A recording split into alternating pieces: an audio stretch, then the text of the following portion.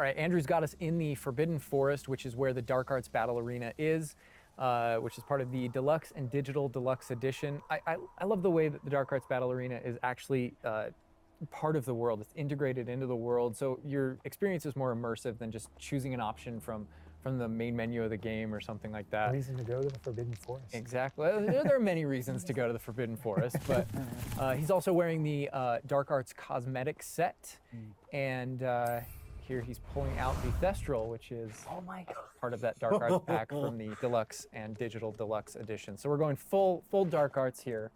That's good. That's what I like doing.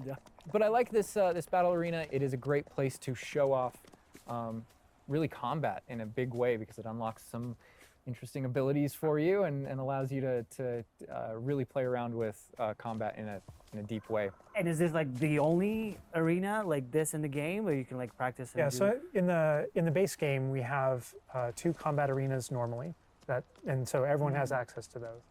And each of the combat arenas are an opportunity to kind of just go through a difficult combat challenge, fight through multiple waves in order to earn a different cosmetic for your character and add that to your collection.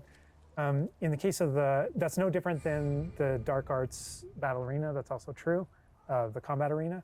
But one of the things that we're excited about in the Dark Arts Battle Arena that people can do is you come in preloaded with different abilities. So the unforgivable curses are something that everyone's going to have access to through the base game and going to be able to earn, and they can make choices in order to kind of like add that to their repertoire, and they can also commit to that down with certain talents and things like that.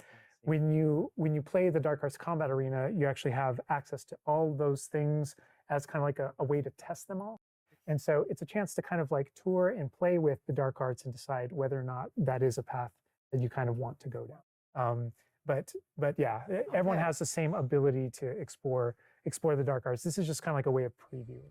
And again, a great place for us to show off combat in general. So I think we're gonna jump in here. Andrew's gonna start battling, and we can start talking about everything you're seeing on the screen. All right. Oh, they just about the cadavers right away. Oh my God. We're starting off strong. Oh my God. Was that Kujio? Oh my God. That's so cool. Yeah, so that you'll notice right away, like when we used Avada Kedavra, that guy's health bar went from instant to 0, and we really are trying to honor the way Avada Kedavra works in the game, even in some pretty extreme situations. You'll notice that like the meter takes up a lot longer to kind of build up as a way to kind of deal with its extreme power, just so that it's still fun to use. And then there's some ways that we'll probably talk about to adjust that.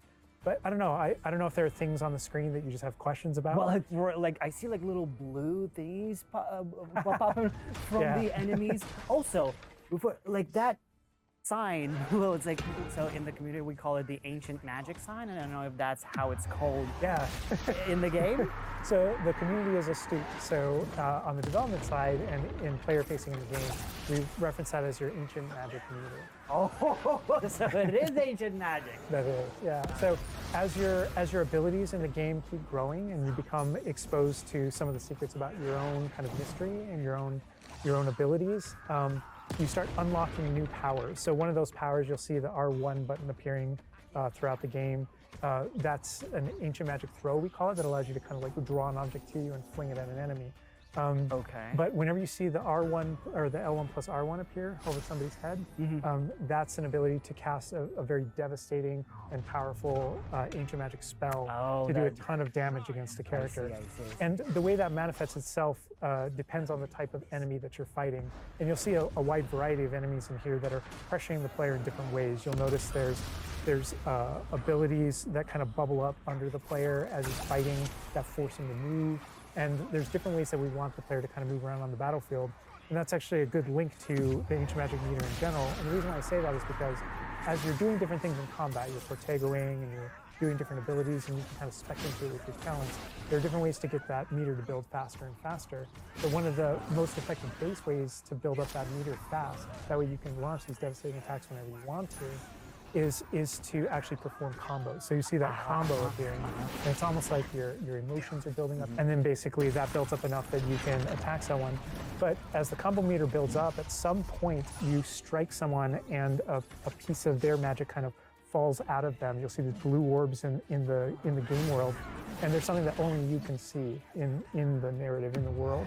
And it's another reason to move around on the battlefield. If you can go up and collect those things and suck them in, they give big jumps to that ancient magic meter as we're playing. We're talking a lot about spells and magic here, but I think there's another huge component of combat, and that is the tools that you can bring to combat as well to kind of change the way you play. And I think Mackenzie knows a lot about what's going on with the plants and potions. And so the tools are really interesting because they're basically like a prior investment. So you can bring the potions and the plants that you grow in the room of requirement to combat to essentially kind of help you defeat enemies a lot quicker and more efficiently. So some of the tools that you'll see here are like the rock skin potion. So that is something that basically covers your skin in this like rocky material that reduces the incoming damage that you're receiving. So against big enemies, hard-hitting enemies like trolls, that's super helpful. Oh my god, he's just destroying. The troll just collapsed from one of the cadavers. Obviously, we have the Wiggenweld potion as well, which increases your health. And then we have the focus potion. So when Alan talks about having to balance Avada Kedavra with a long cooldown, because obviously it's an instant kill, one thing that you could do is brew a focus potion, and that will increase how quickly your cooldowns regain. Right. Oh my god, there's just so much like versatility, like in what the character is doing to the troll right now. Like he's just bouncing around the arena. He's like not. And the troll makes him move around too, looks like. And I love that our plants are violent. Yes, and so that's like when we're talking about almost the setup of the arena, you also have plants that you can fight with. And so we have things like the venomous tentacula that you can put down, and it acts like a turret, and it just kind of shoots enemies around the battlefield. That is so cool. This is like a truly like Hufflepuffian way to approach the battle. Yes. No, that was super important to us, that there were these like multiple ways. And so you can see there's a ton of different things you can use. The mandrake is one, so you can pull it out and it stuns with its like piercing cry these enemies in a radius. And another thing I want to call out that we're seeing on the side of the screen here is these dueling feats, which I love because I love anything that prompts me to play a game in a different way, a unique way. I don't want to get stuck in my style, you know?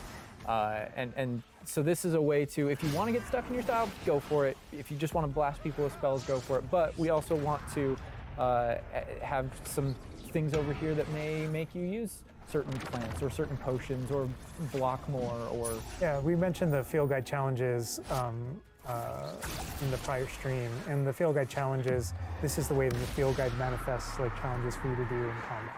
And exactly to your point, we just wanted a way to encourage players to explore the different systems, to help them decide, to just kind of practice with them and explore what they want to be, because there really are so many different ways that you can push talents. When you see the green X's on characters, that's right. And that's kind of through your talents you can unlock this kind of cursing mechanic that sort of like links the fates of these different characters on the battlefield. That way, as you get as you're cursing different characters, they all begin sharing damage, and so we have things like Avada Kedavra, which is the insta-kill, but if you curse everyone before you insta-kill this one guy, they can all drop dead for that kind of ultimate Voldemort fantasy. And so, oh my god, there are dark arts fantasies. There's fantasies about being more of a defense against the dark arts characters, things like that misty step that you see occasionally being used on the battlefield. And we can also spec into our potions and plants to make them more powerful and more efficacious. So it's all about which type of player you feel like you are and whether or not you want to play with prep on the fly or with deliberation, and those are all different options. That is so cool because like it's like I see so much like going on the stream, just so much complexity, and I want to just try it myself, like which style works best. I mean, I feel like it's the dark arts is going to be the easiest route, but that ancient magic, to be honest, feels like much more powerful than just the dark arts. Yeah. To be fair.